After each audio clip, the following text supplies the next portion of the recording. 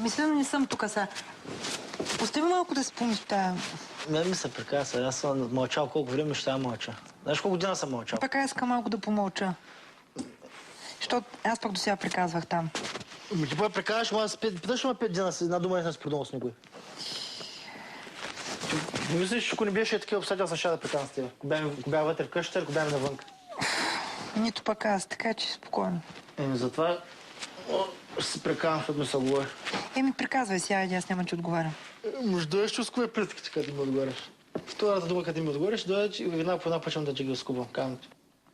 Искам просто малко спокойствие.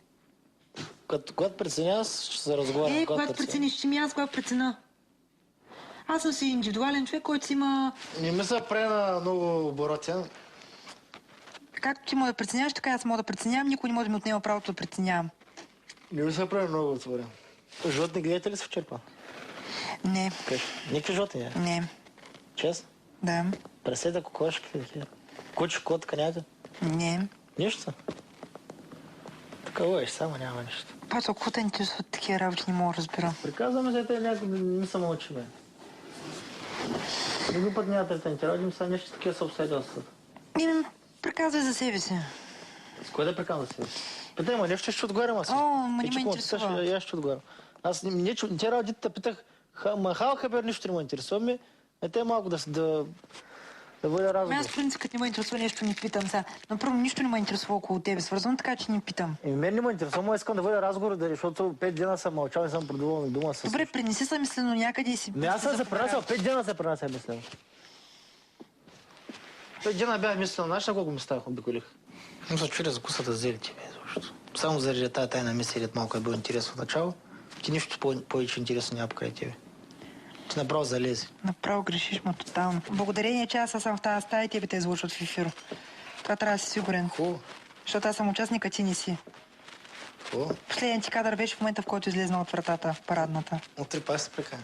Добре. Голяма града са ударили с теб. Нито визия имаш, и дето от време на време пееш тези глупави песни, и ти пък толкова фалшиво ги пееш, че нямаме думи.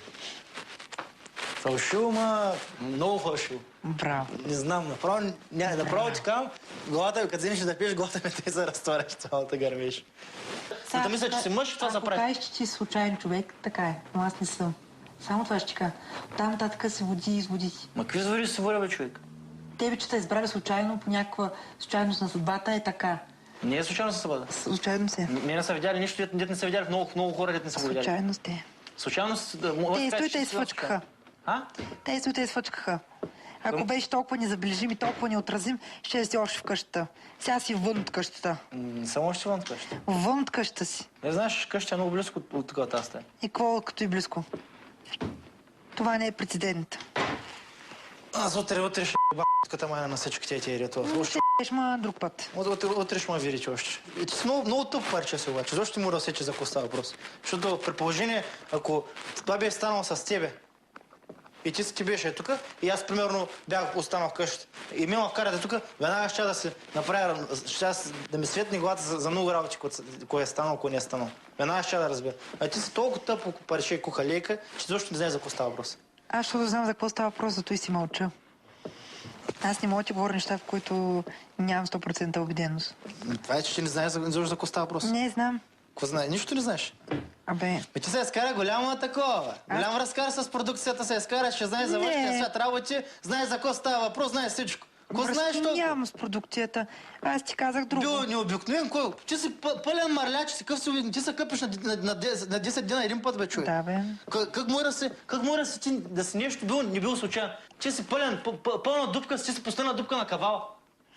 Ти си направо, не знам, нямам думи. Знаеш ли, б***ката майна аз? Ти си по-навътре всичко. Още от утре. Не ме изгоня. Те са пама гонят, искат. Поне една седмица ще направя живота черен, ще ба номерата, ще ба мръсните. Педераси и курви ме номинираха само мене. Курвите и педераси на деца ги събрали, те ме номинираха мене. Ме изгоня. Нормалните хубавите хора, свестните, дете навънка ги харесват, от тях никой ме номинира. Камайна. Курвите и педерасите ме изгоняха мене, мръсните педераси, долните и мръсните курви. Аз ще ката майчина утре. Мама мръсна. Колото утре, защото тая черта почвам тебе. Само да заспиш майка, ще мръсна педерас. Кога да чакам от утре още? Ще няма чакам, ще педерас, ти виж. Аз казах, ти имаш Дони, тук положително. ще ми прекара, ти си вън от играта. И ще видиш кой е вън от играта. Ти помни много, че ще излезеш преди мен от къщата. Запомни тази дума.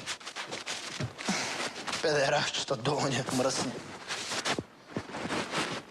Бокуци, смутаняци. Сърдай, че те пуснах тук да спиш тук в тази стая, куче. Може да те вкарам в туалетната да спиш, банята. Аз ти казах, за мен няма проблем. Ма ще кажа, аз няма проблем, ще в педалчето мръсно. Майко, Господи, с мен утре да стане всичко, да си дойде на място. Пожелавам ти го. Интригантите, долните, това е веднага такова. Те съм се напушал, че...